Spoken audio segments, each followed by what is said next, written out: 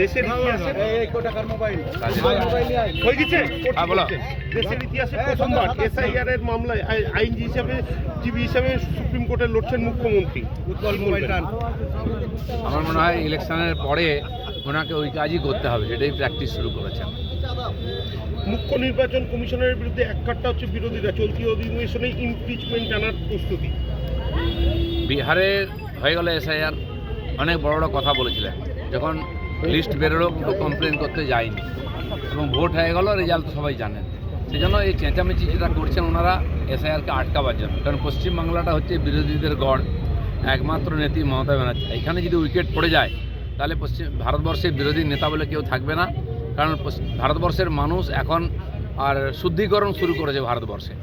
স্বচ্ছ ভারত তৈরি করছেন পাবলিক, দুর্নীতিমুক্ত ভারত, হিংসামুক্ত ভারত, দেশদ্রোহী মুক্ত ভারত।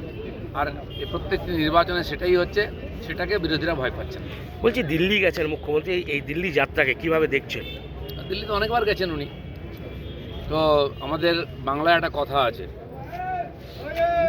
যখন সময় চলে আসে শিয়াল নাকি শহরের দিকে ছোটে, তো সময় এসে গেছে। একটা বিষয় দাদা, সেটা হচ্ছে বাংলার পুলিশ কি করবে?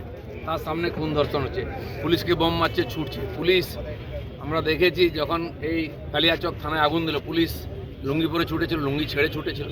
যে পুলিশ টেবিলের তলায় লুকোয় টিএমসি গুন্ডাদের দেখলে, যে আলমারির পেছনে লুকোয় ফাইল মাথায় দিয়ে, সেই পুলিশ দিল্লিতে কী করবে? আসলে পুলিশ কি জানেন না তো মমতা ব্যানার্জি? দিল্লির পুলিশ দেখে ওনার অবস্থা খারাপ হয়ে গেছে। দিল্লির পুলিশের ওপর যে আস্থা নেই দিদি, দিল্লির পুলিশ কেন, কোন বাংলার পুলিশের উপর বাংলার লোকের আস্থা নেই? দিল্লির পুলিশের কাজ করছে।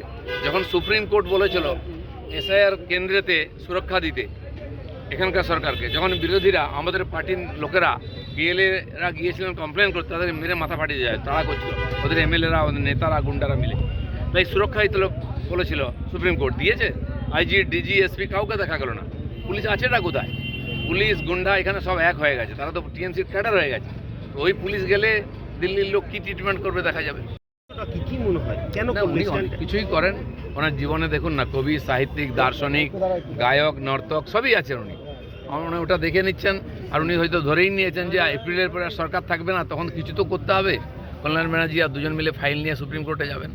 বলছি একটা বিষয়, সেটা হচ্ছে নির্বাচন কমিশনের সাথে বৈঠকের পর মমতা বন্দ্যোপাধ্যায় অসহযোগিতার অভিযোগ করছেন, পাল্টা নির্বাচন কমিশন অশোভনীয় আচরণের অভিযোগ করছেন। না, 1.5 ঘন্টা তাহলে কি করলেন? ককাপ চা খেয়েছেন?